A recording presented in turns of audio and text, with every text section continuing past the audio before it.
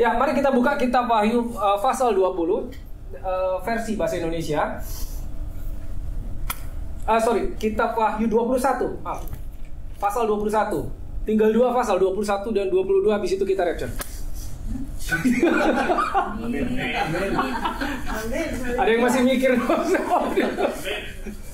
Ada yang masih mikir, ya kok kecepatan, atau ada yang iya, lebih cepat lebih baik. Ya, itu sesuatu.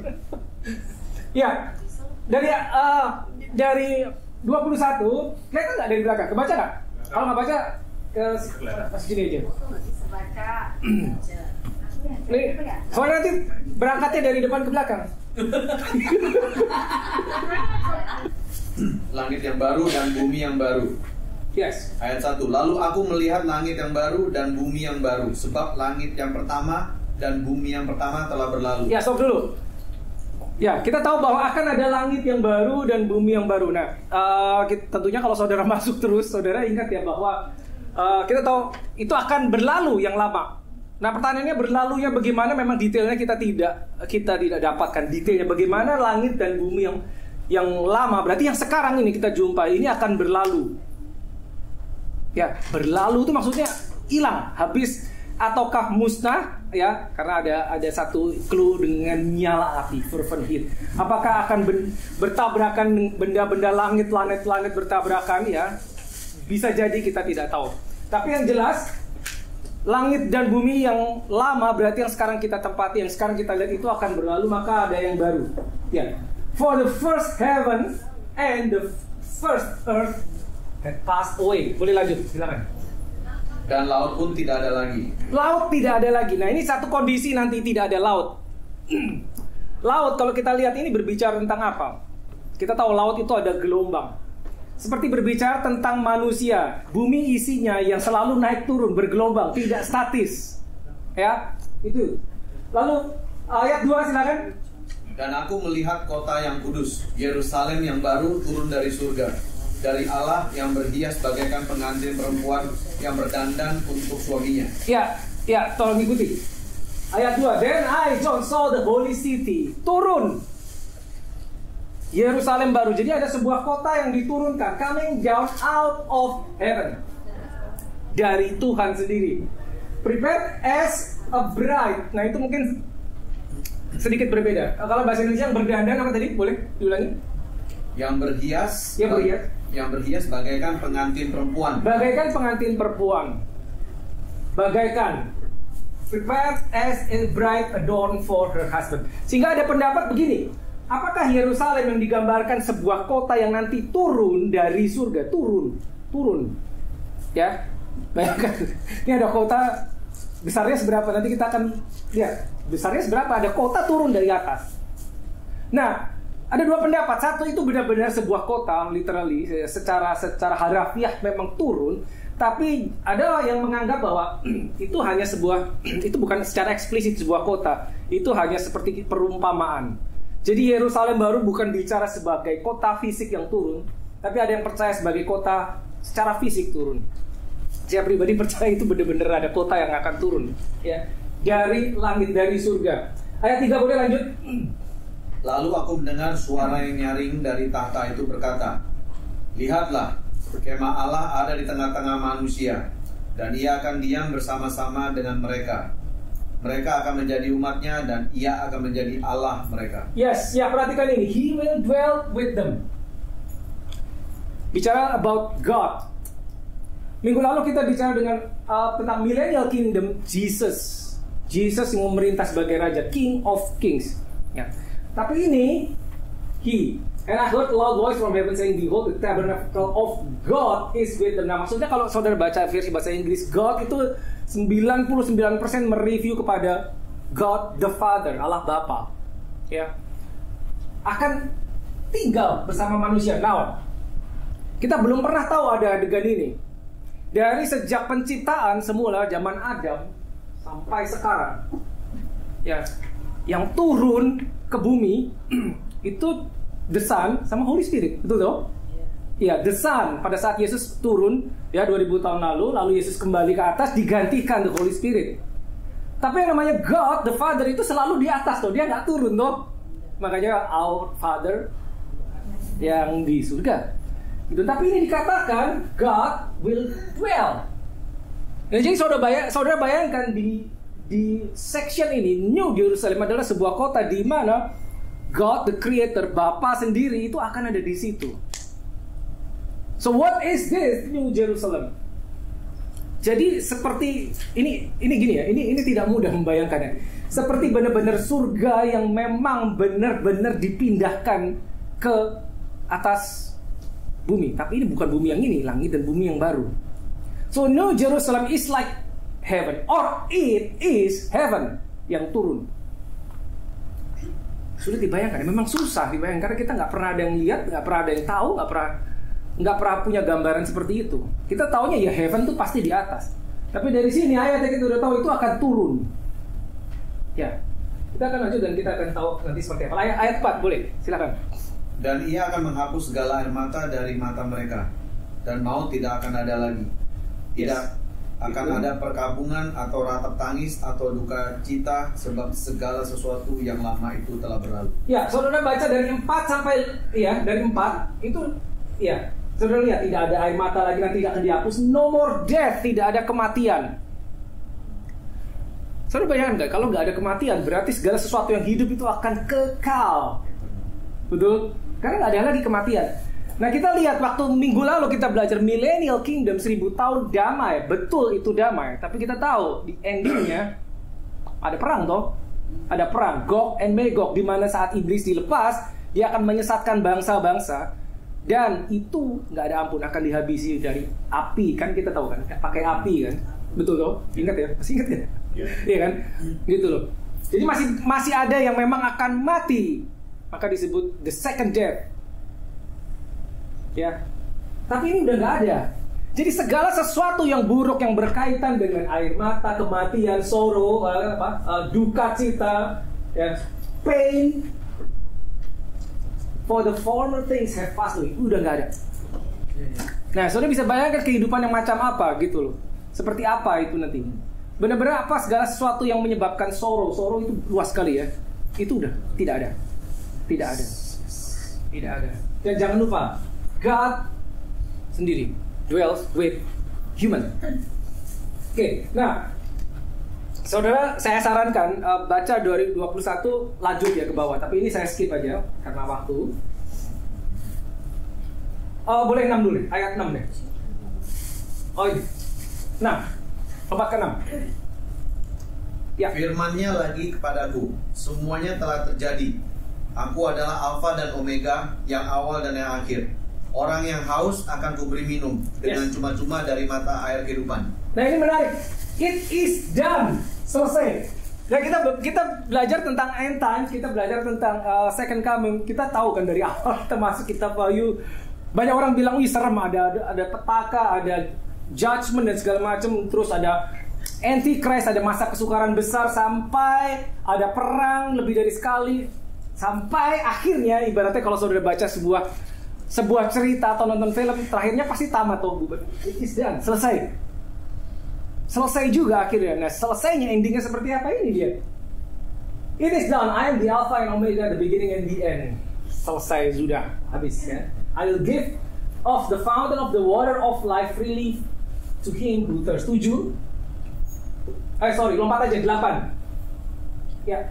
Tetapi orang-orang penakut, orang-orang yang tidak percaya, orang-orang keji, orang-orang pembunuh, orang-orang sundal, tukang-tukang sihir, penyembah-penyembah berhala, dan semua pendusta, mereka akan mendapat bagian mereka di dalam lautan yang menyala-nyala oleh api. Ya, segala sesuatu yang negatif yang menempel kepada manusia, sebut apa itu? Nih. Akan berakhir di mana? Api, lautan api menyala-nyala. Ya. What is that? Lake of fire. Ya, saudara tahu itu ya. Ya. Kita minggu lalu sudah belajar bahwa iblis akhirnya sudah masuk ke situ. Jadi begini saudara, ini menarik sekali karena begini, manusia itu sejak pertama diciptakan itu sudah didesain untuk kekal. Jadi pada saat Bapa menciptakan manusia yang pertama, Adam, itu tidak ada paket kematian di dalamnya, nggak ada. Saudara bayangkan, jadi sebetulnya manusia itu diciptakan untuk hidup terus. Gak ada, tidak ada kematian di dalamnya. Makanya dibilang kematian adalah musuh terakhir yang harus dikalahkan. Betul kan? Saudara pernah baca ayatnya. The last enemy adalah death. Itu kan tadi sudah dibilang no more death, berarti sudah kalah semua musuhnya. Musuh yang paling berbahaya sudah masuk ke dalam lake of fire, ya, lautan api yang menyala-nyala. Nah, saudara lihat, manusia didesain untuk kekal. Tapi kita tahu ceritanya karena Adam melanggar, sehingga masuklah semuanya itu, kematian dan kawan-kawannya, kesakitan, sorrow dan semuanya itu masuk setelah manusia keluar dari rencana. Tapi rencana awal manusia adalah untuk kekal. Nah, sebetulnya saudara bayangkan, itu sebetulnya sampai sekarang masih demikian. Jadi setiap kita ini akan kekal. The real you adalah spirit. Kita ini manusia roh, bukan manusia roh sama manusia rohani itu beda ya.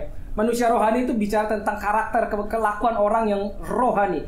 Manusia roh itu identitas, that spirit. Jadi yang ada benar saudara itu yang saudara lihat di cermin itu bukan saudara. Itu cuma bayangan dari fisik. The real you is your spirit. Nah, kita tahu spirit cannot die. Spirit itu eternal. Makanya iblis nggak mati toh, meskipun dia jatuh. Saudara tahu nanti satu sesi saya akan bahas angelic being, itu menarik, so don't miss that. Iblis itu mantan malaikat terang ya, kita tahu. Sebelum dia jadi setan, dia Lucifer, tahu namanya? Betul, Lucifer. Tapi kita tahu ceritanya, akhirnya dia dibuang dan dia berubah menjadi setan. Kan nggak mati tuh, cuma dibuang, dibebas tugaskan, dibuang. Tapi dia tidak mati, because he is spirit. Spirit tidak bisa mati. Makanya dia berakhir di lake of fire, perapian yang menyala-nyala. Kalau saudara masih ingat minggu lalu, dikatakan di situ akan tersiksa forever. Tersiksa, nggak dikatakan dia akan mati, nggak tuh, karena spirit is forever. Jadi udah sampai terakhir dia disiksa terus, nggak mati, nggak bisa mati. Spirit itu eternal.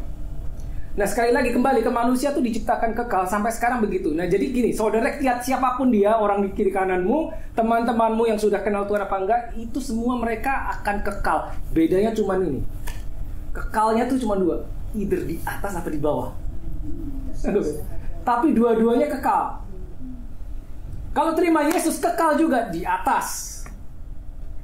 Endingnya ini, bersama-sama dengan pencipta. Tapi kalau dia menolak keselamatan, kekal juga, nggak mati, enggak. Yang mati itu cuma tubuh fisik. Dia akan menghabiskan kekekalannya ini bareng penjahatnya itu di perapian yang menyala-nyala. Makanya disebut nggak mati, kan? Siksaan kekal. Dan bisa dibayangkan kekal tuh, kita bicara kekal itu kalau dari time frame waktu mau berapa lama? 1000 tahun, 2000 tahun, 20 juta tahun kekal. Nggak ada batasnya, kekal ya udah di situ aja tuh, udah kamu selama-lamanya di penghukuman. Nah itu, saudara mesti pahami itu ya. Kekal is kekal, nggak ada endingnya. Oke, next, second death. Di situ dikatakan second death. Kalau ada second death berarti ada first death, betul toh? Kalau ada second resurrection ada first resurrection. So what is the second death? Apa itu? I just have to make sure that saudara ingat, saudara tahu. Apa itu? Kematian yang kedua. Second death itu apa? Kita nggak ngalami yang percaya Yesus. Ya, kita nggak ngalami itu. Kita nggak ngalami second death. Kematian jasmani. Ya. Nah, jadi gini. The first death, ya tentunya semua tahu kalau first death kan. Ya, orang mati ya sudah mati. Tapi ada second death, berarti sebelum dia masuk ke first death mati, sebelum dia ketemu second death, dia kan harus bangkit dulu. Kalau nggak mungkin mati 2 kali dong, mati kan sudah. Jadi dia harus bangkit hanya untuk mengalami kematian yang kedua. Nah, saudara ingat cerita ya, mungkin minggu lalu saudara masih ingat ya. Orang-orang yang di luar Tuhan yang menolak keselamatan, ya, menolak keselamatan itu suatu saat dia akan berdiri di penghakiman yang namanya Great White Throne. Ingat ya, tahta putih. Nah, jadi untuk dihakimi itu yang mati itu, yang udah mengalami first death itu harus dibangunin dulu hanya untuk mati lagi. Bayangin. Kan nggak maksudnya? Bangun, makanya itu ada first death dia udah ngalami, lalu dibangkitkan untuk cuma kayak kita pindah ke siksaan kekal. Gitu. Tapi tetap kekal toh. Gitu, namanya second death. yaitu dia dicampur, dimasukkan ke dalam penghakiman terakhir yang tempat yang terakhir yang disebut lake of fire, perapian yang menyala-nyala itu. Tapi nggak mati kok ya? Gak mati karena spirit gak bisa mati kan? Spirit kan kekal, eternal. Gitu. Makanya iblis gak dibilang mati kan? Cuman dibilang akan tersiksa selamanya. Itu second death. Ya jadi just to make sure. Jadi kalau tiba-tiba ada soal, jelaskan apa yang maksud second death. Nah, saudara tahu. Nah, Yerusalem. Nah, oke, seperti apa New Jerusalem? Seperti apa Yerusalem yang baru? Seberapa besar? Terbuat dari apa? Kalau kita bayangkan ada sebuah kota fisik yang turun dari langit, ya karena bayangan kita kota itu ya seperti ini. Kita hidup di sini, yang metropolitan city, ada bangunan, gedung-gedung, kayak gitu tuh bayangan kita. Tapi seperti apa? Apa kita bilangnya apa? Oke, kita lihat. Ayat 11, boleh? Silakan. Kota itu penuh dengan kemuliaan Allah dan cahayanya sama seperti permata yang paling indah. Ya, seperti permata yang indah dan penuh kemuliaan Allah. Ya. Mungkin kita secara jasmani, otak kita bahkan itu sulit untuk menggambarkan jadi kayak apa ini, kota ini akan seperti apa. Kemuliaan Tuhan sendiri ada di situ. Akan kayak apa gitu. Secara visual seperti apa? Ada sulit. Lompat ke 16, saudara boleh nanti baca sendiri. Saya sarankan baca sendiri. Lompat ke 16. Kota itu bentuknya 4 persegi, panjangnya sama dengan lebarnya. Dan ia mengukur kota itu dengan tongkat itu 12.000 stadia. Panjangnya dan lebarnya dan tingginya sama. 12 berapa? 12.000 stadia. Satuan yang dipakai stadia kita nggak tahu, saudara. Kita cuma tahu meter, selesai. Sentimeter, inci, feet, stadia udah nggak dipakai zaman sekarang. Tapi berapa? Itu segitu kira-kira 2.225 kilometer panjang, lebar, tingginya. Jadi benar-benar seperti kotak gitu. Kotak. Jadi panjangnya sama, lebarnya sama, tingginya sama. Ini Alkitab yang bilang ya. Nah, kita mulai coba saudara visualkan di pikiran saudara kayak apa gitu, bentuknya kotak gitu. Itu 2000 itu cuma panjangnya apa? Semua. Volumenya. Panjang segitu, lebarnya segitu, tingginya segitu. Nah sekarang gini, saudara gini. Saya akan coba bawa saudara untuk membayangkan secara visual masing-masing tentunya. Nah, bumi ini kan besar sekali tuh. Bumi ini besar sekali. Sekarang katakanlah jarak 1000 km itu seberapa sih? 1000 kilo ini Sydney Melbourne kurang lebih 1000. 2200 oke lah bolak-balik.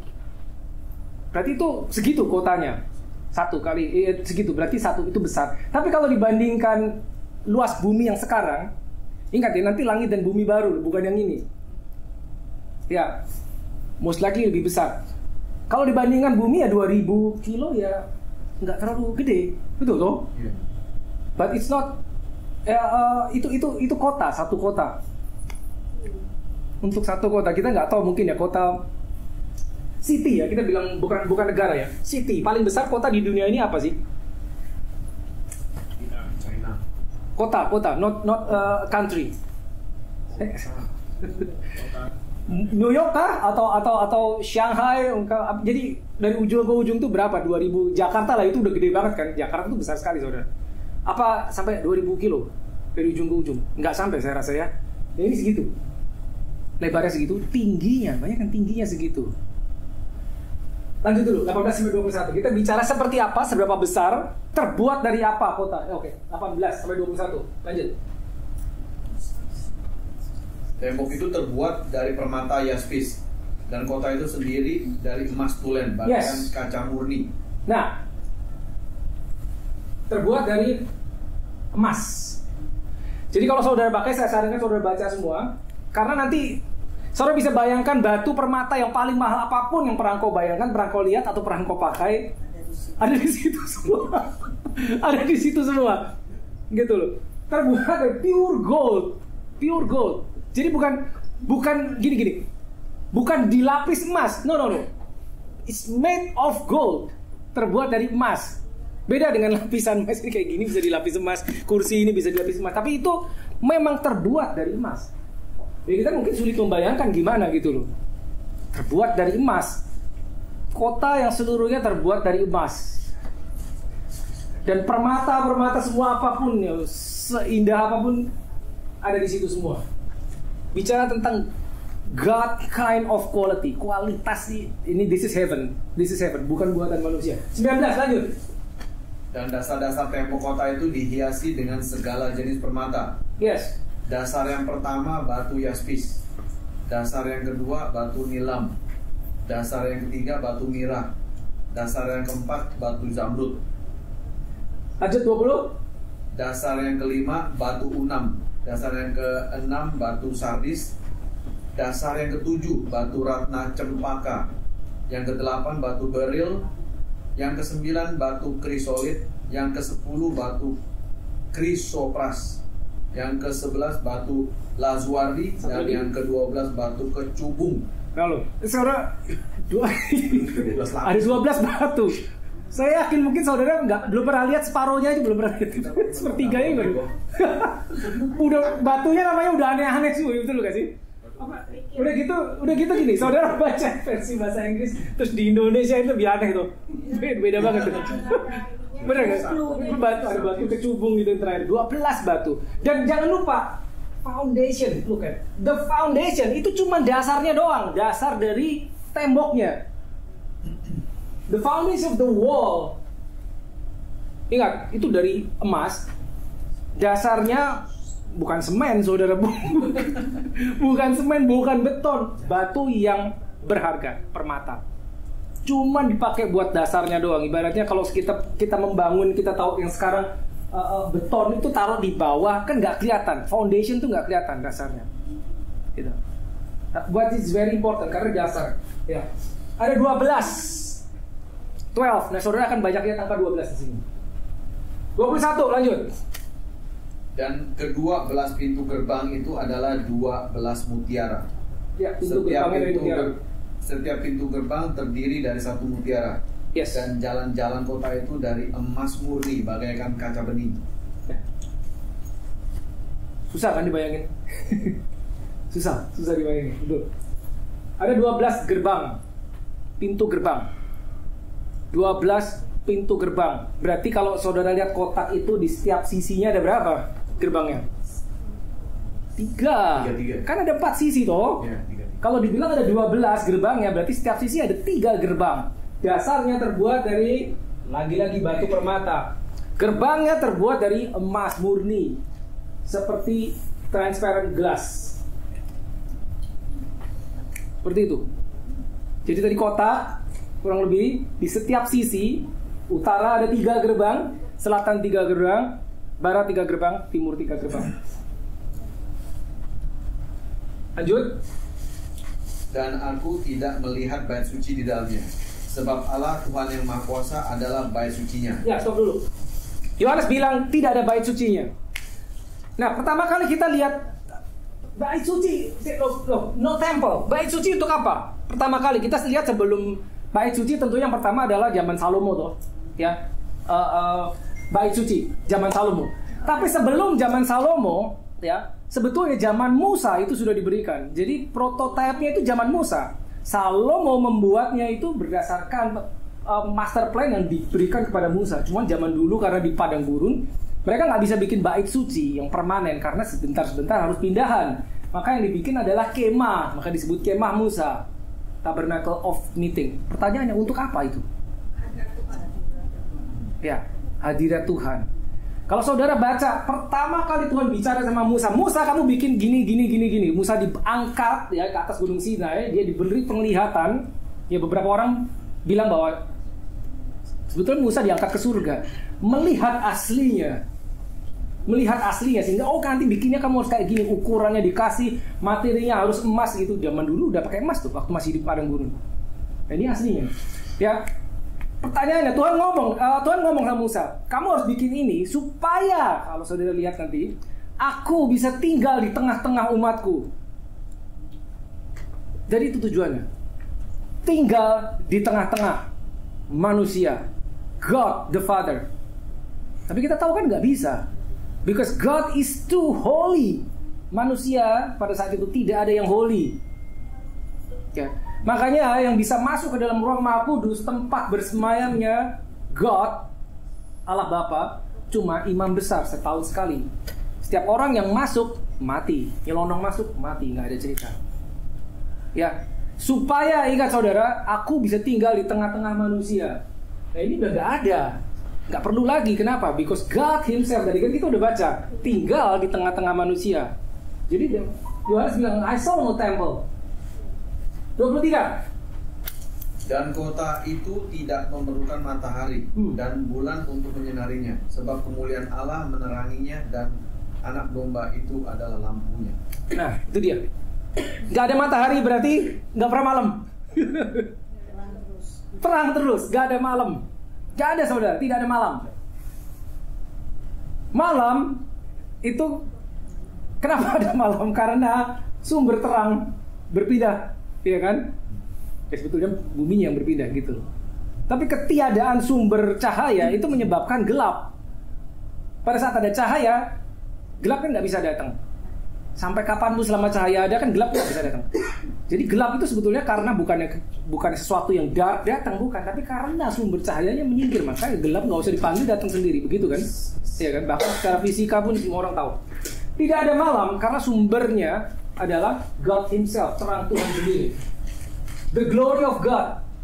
Nah saudara ingat gak pada saat penciptaan Tuhan bilang jadilah terang, maka terang itu jadi. Kejadian toh. Itu kan belum ada matahari. Matahari mungkin hari keempat baru diciptain. Bulan segala. Tapi sudah ada terang. Jadi ini sudah lihat. Ini seperti dikembalikan ke zaman Taman Eden sebelum kejatuhan manusia. Seperti itu. Nah, coba bayangkan begini saudara. Ini terakhir Alkitab kita udah mau bubar.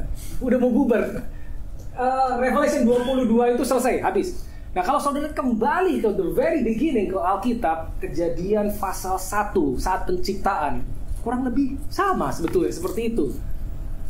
Keinginan Bapa itu pokoknya harus balik seperti itu. Kita tahu semua diciptakan hari pertama, kedua, dan ketiga, dan keempat, dan kelima baik, semua baik, perfect, semua matahari, semua ada. Semua ada. Manusia dibawa masuk ke hari ke-6. Hari terakhir itu masuk manusia. Lalu diberikan semuanya kepada manusia untuk mengelola. Tapi kita tahu ceritanya. Cuman berlangsung sebentar, jatuh. Lalu itu pindah tangan, pengelolanya pindah. Kingdom of God pindah ke Kingdom of Darkness. Saudara tahu itu ya ceritanya. Nah sehingga ada plan yang namanya redemption. Jadi redemption plan ya itu di mindsetnya Tuhan itu pokoknya ini harus kembali ke seperti kejadian. Dan itu baru terjadi 4.000 tahun kemudian saat Adam yang kedua datang, betul. Sehingga mengembalikan Roh Kudus bisa balik ke dalam manusia saat Adam yang kedua ini mencurahkan darah untuk menyucikan semua manusia sehingga Roh Kudus bisa balik. Oke. Selesai. Ternyata belum saudara. Kenapa? Karena buminya kan belum balik seperti zaman Taman Eden toh. Roh Kudus sudah datang, betul. Sudah kembali bisa masuk ke dalam manusia. Orang yang percaya Yesus, masuk Roh Kudus diberikan. Tapi buminya kan belum balik seperti Kejadian 1. Nah kalau saudara baca di sini, itu balik. Itu kembali. Itu dia. Tidak perlu, yes. Berarti harus nunggu 1.000 tahun lagi ya? Nunggu bumi. Ini setelah yang 1.000 tahun, setelah kerajaan 1.000 tahun. Nah pertanyaannya, gini. 1.000 ya? Kenapa? 1.000-nya angka actual ya? 1.000 tahun ya, benar-benar 1.000 tahun, kerajaan 1.000 tahun. Karena ya, kalau kita orang yang percaya kita akan di situ, karena kita mengenakan tubuh kemuliaan. Ingat kan, nggak bisa mati toh? Kita masih goal head ya? Masih, lanjut. Ya, tubuhnya tubuh kemuliaan, betul. Tubuhnya tubuh kemuliaan. Nah, saudara coba lihat. Makanya ini ya, nggak perlu ada matahari lagi. Udah ini seperti awal. Apa yang menyebabkan kita tahu ini dikembalikan seperti awal? Apa? God, Tuhan sendiri, Allah Bapa sendiri tinggal bersama manusia. Saudara ingat Adam itu bisa ngobrol sama. Betul loh. In the cool of the day, Alkitab bilang gitu tuh. Bisa ngobrol jalan-jalan. Sementara kalau saudara baca di kitab Musa, barang siapa melihat Allah mati. Ya, ini kembali. Nah, itu dia. Gitu loh. Saking begitu kudusnya, gak bisa didekati.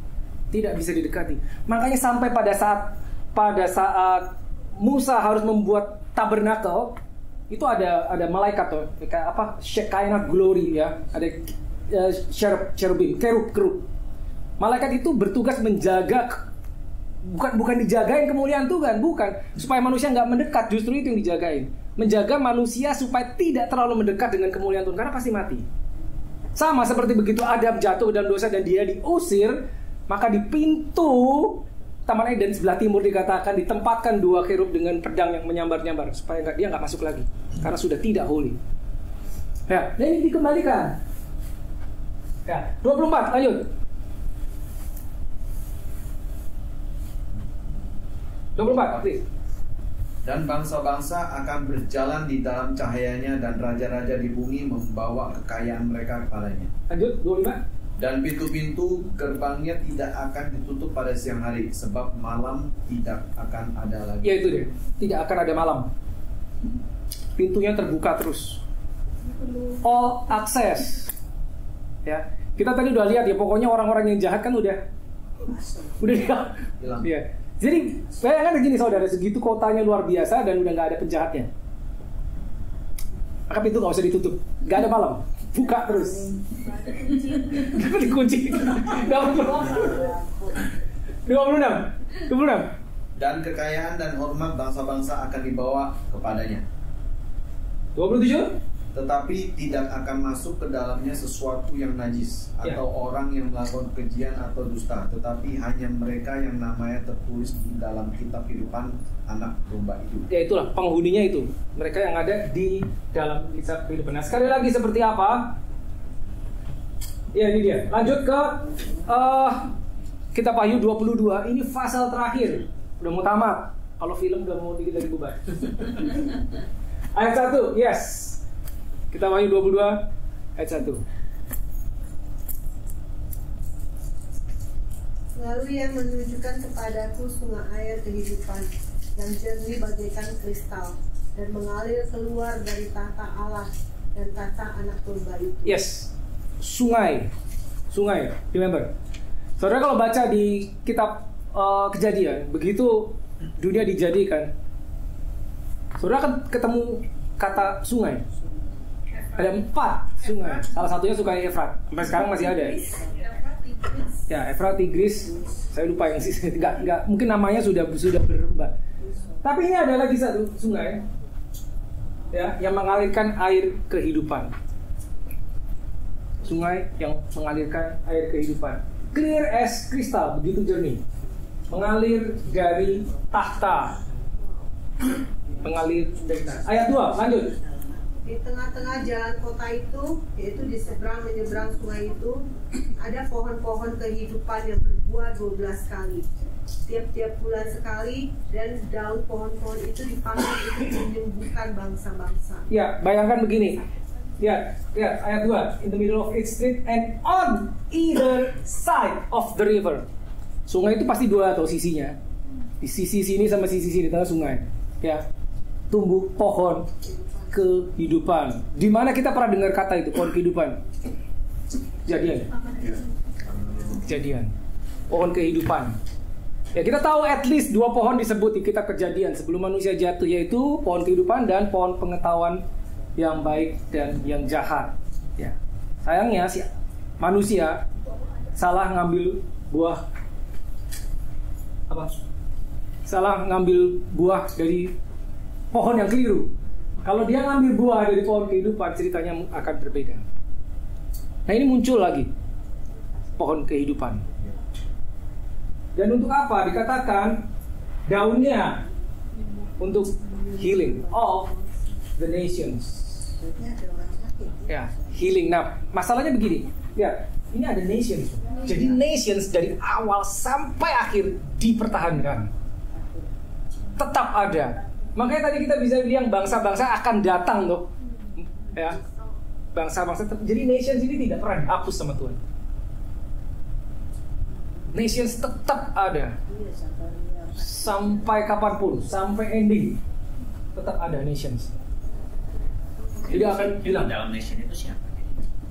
Dalam nations ya. Jadi orang-orang yang yang berhasil masuk sini namanya terdaftar di dalam buku kehidupan. Ya, Seperti itu. Ya. Jadi nations, gini loh, nations itu kan seperti kayak apa ya? Orang dari bangsa apa. Sekarang kita tahu banyak nations yang terpencar-pencar berbeda-beda. Nah, tapi ini akan dipertahankan. Ini tetap nanti ada gitu loh. Jadi kalau saudara lihat dari bahkan di minggu lalu di Millennial Kingdom, nations itu juga disebut nations. Berarti ada introducing dari Indonesia, dari ini ya. Saya nggak tahu. Mungkin saya nggak tahu karena sekali lagi bahwa Pertahankan gitu ya, dari awal. kita ini cuma baca loh ini. Saya coba bacakan apa yang ada di sini. Ya, Dari gitu. Makassar. Penghuninya apa nationsnya? Ya orang-orang bangsa tersebut. Tapi intinya begini, saudara mesti ingat. Tadi kata kuncinya, God dwells with man. Sehingga tidak akan mentolerir secuil apapun yang namanya ketidakbenaran, unrighteousness, dosa, defile. Makanya tadi bolak-balik. Jadi nations itu tetap tinggal di Yerusalem baru kok. Semua nations kok. Nah, sebentar. Bangsa yang kudus. Mana tadi? Nih. Nah, anything that defiles ini tidak akan ditolerir. Nah, apakah nations itu akan tinggal di dalam Yerusalem baru atau tidak? That's a good question. Kenapa? Karena Yerusalem baru kita udah tahu ukurannya toh. 2225 kali sama tingginya. Di luar itu apa? Kan gitu kan? Iya. Nah, kita ingat tadi ada langit dan bumi baru.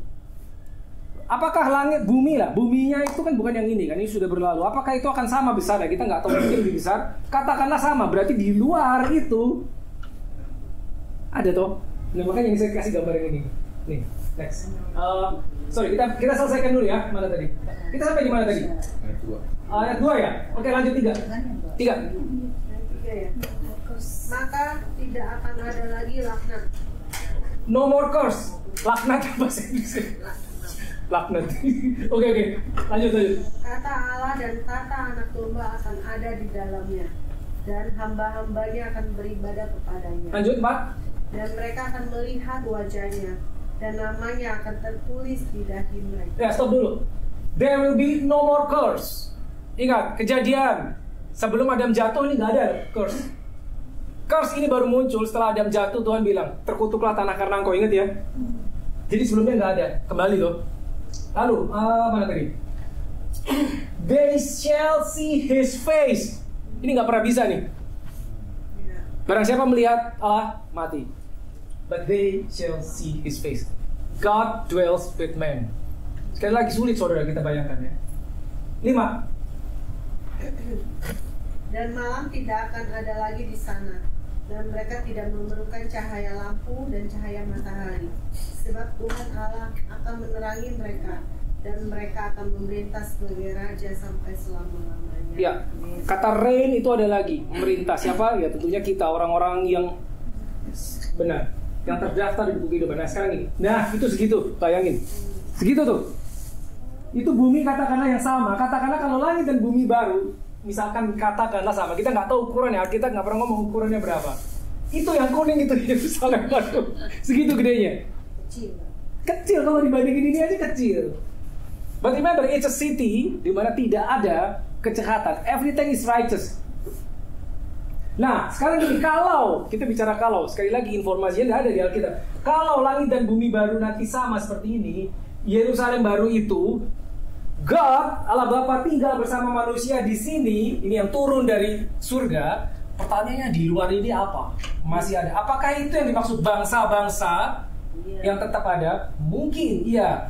Karena dibilang apa? Gerbang tidak pernah ditutup. Mereka akan tetap datang untuk membawa persembahan, untuk kemuliaan. Jadi seperti gini, Yerusalem waktu saat saya nggak ada waktu, jadi sebetulnya gini, kita harus tahu Yerusalem itu, kata Yerusalem muncul dari mana pertama kali. Karena Yerusalem itu dari dulu sampai sekarang akan terus menjadi the center of worship sampai sekarang. Makanya temple itu di situ. Jadi ibu kota. Ya saudara tahu kalau zaman Yesus mereka setiap tahun harus datang kok ke bait ya, di bait suci di Yerusalem untuk ada festival setahun ada 7 kali minimal ya. Ya festival itu jadi kayak center of worship itu datang semua orang Israel tentunya ya, orang-orang Israel. Nah, apakah ini, kebalik. Apakah itu prototipenya yang ini? Mungkin. Jadi mungkin bangsa-bangsa tadi itu adalah gitu. Dan bangsa-bangsa itu udah percaya Tuhan atau?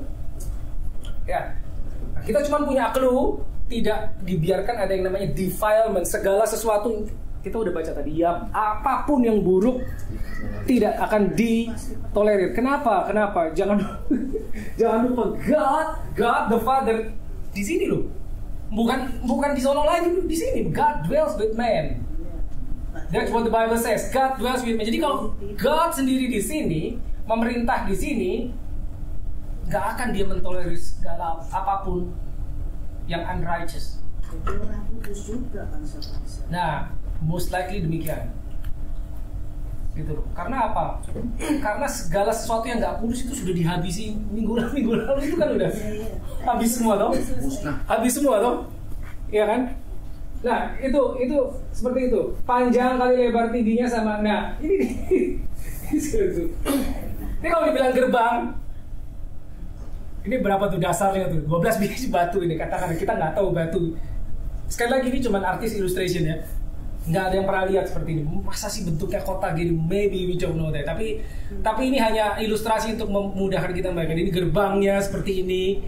Setiap sisi ada 3 gerbang. Jadi total ada 12 pintu gerbang. Ya, yang pintunya tidak pernah tertutup, terbuat dari emas. Ya, dasarnya batu permata, foundationnya 12. Kita udah sebut batu apa ini tadi. Seperti itu. Tidak seperti kota. Kita nggak tahu saudara. Kita nggak tahu sebetulnya. Sulit sekali lagi. Makanya pertama saya sudah sampaikan, sulit sekali untuk membayangkan kayak apa. Karena kita nggak pernah ke situ.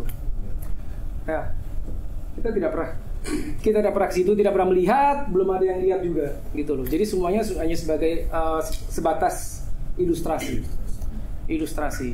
Ya. Mana yang mendekati benar ya kita nggak tahu.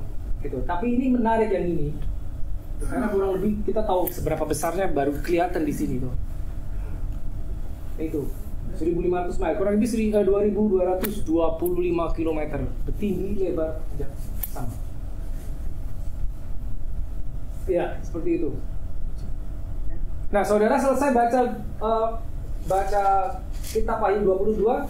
Terakhir udah muncul lagi the river of life, tree of life, itu udah seperti sama dengan kitab Kejadian. Saat manusia diciptakan, Adam ditaruh di Eden seperti itu sebelum kejatuhan.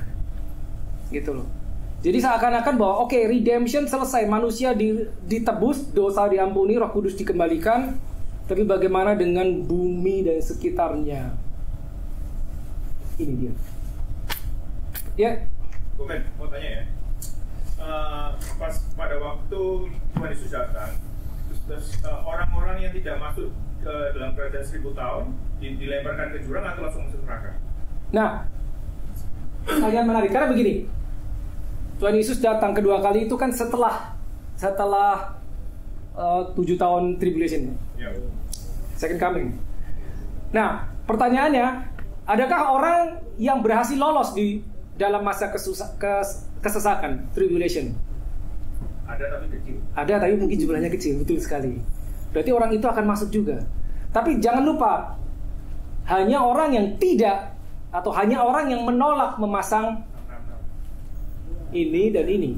Karena begitu pasang, udah masuk sama Antichrist. Masuk. Ya kan? Buang toh. Nah, jadi kemungkinan besar ada orang yang lolos yang benar-benar menolak. Entah mungkin lari kemana, ke hutan. Nah, bisa juga gitu loh. Jadi logikanya begini, sekali lagi ini interpretasi karena tidak secara eksplisit ditulis di dalam Alkitab. Yang ada di dalam kerajaan 1000 tahun itu adalah orang-orang yang turun kembali, orang-orang benar yang sudah naik rapture, ya kan? Orang-orang benar, kita percaya itu bagian kita. Kita turun lagi dan kita memerintah dengan tubuh kemuliaan. Tapi orang-orang yang ini yang lolos itu dengan tubuh jasmani. Itu dia yang lolos, mungkin jumlahnya nggak banyak gitu, mostly maybe orang Israel. Jadi kan kita tahu ya 7 tahun tribulation itu cuma 2 kemungkinannya. pasang di dahi atau di sini ya, atau nolak. Kalau nolak mati sudah, mati bener-bener mati, penggal sudah. Kalau pasang mati juga, tapi ntar selesai 7 tahun mati, masuk dilempar toh sama Antichrist. Nah, tapi mungkin ada satu lagi yang ketiga yang menolak tapi lari.